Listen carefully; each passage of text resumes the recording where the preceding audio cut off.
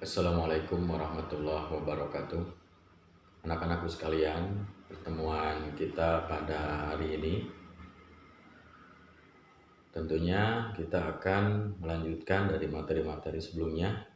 Namun sebelum kita berlanjut, coba ingat-ingat terlebih dahulu materi yang sudah kalian dapatkan pada pertemuan sebelumnya, yaitu tentang pengertian sejarah.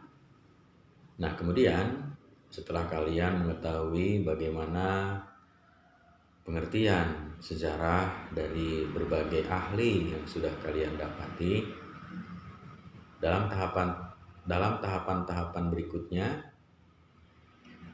dalam sejarah itu kita kenal dengan istilah diakronik, kronologis, kemudian ada istilah sinkronik, ada dimensi ruang, dimensi waktu, dan juga ada pelakunya itu sendiri atau manusia ya tentunya.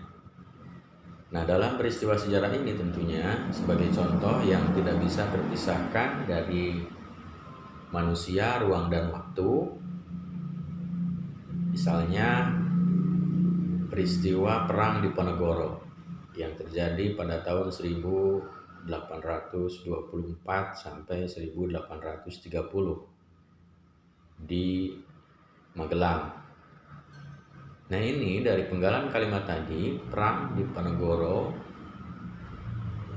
yang dipimpin oleh Pangeran Diponegoro yang terjadi pada tahun 1824 hingga 1830 di Magelang, ini sudah mengandung 3 unsur ya. Ada unsur pelaku. Siapa pelakunya di sana? Nah, pelakunya adalah Pangeran Diponegoro.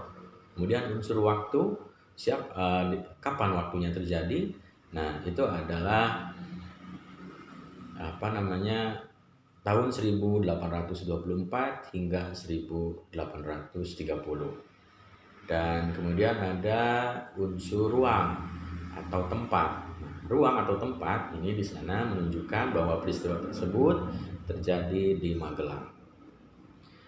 Anak-anakku sekalian, selanjutnya yang harus kalian ketahui bahwa dalam mempelajari sejarah juga kita harus tahu 5W1H ya.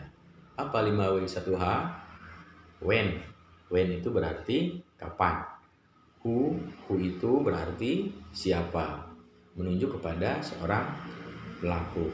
Kemudian where itu berarti menunjukkan tempat, di mana. Kemudian what itu berarti menunjukkan peristiwa apa yang terjadi. Nah, kemudian satu lagi yaitu how itu adalah bagaimana kelanjutan dari peristiwa tersebut, atau mungkin nanti diceritakan secara kronologisnya bagaimana, urutan ceritanya bagaimana, dan endingnya bagaimana, awalnya bagaimana, endingnya bagaimana, seperti itu.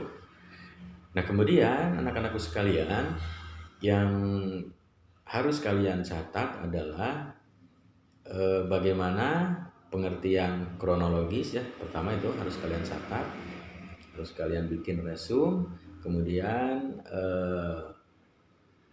diakronik itu apa, juga kalian harus gali, harus catat itu.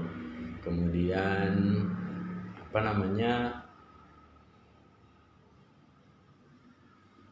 kesimpulannya bagaimana dari pertemuan atau dari materi untuk hari ini. Sekian saja dan selamat mengerjakan. Ditunggu email masuknya ke hendrakertasari@gmail.com. Assalamualaikum warahmatullahi wabarakatuh.